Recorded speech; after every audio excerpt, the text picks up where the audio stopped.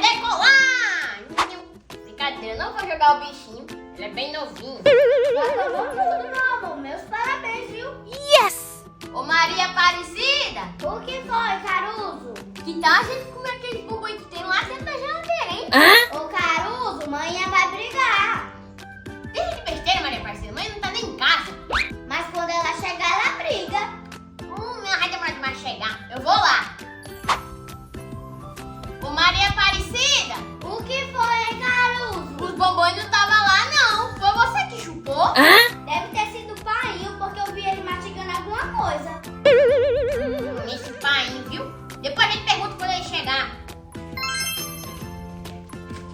Oi, filho! Mamãe, papai! Papai, só uma pergunta. Foi o senhor que chupou todos os bombons que estavam dentro da geladeira? Foi sua mãe! Eu mesmo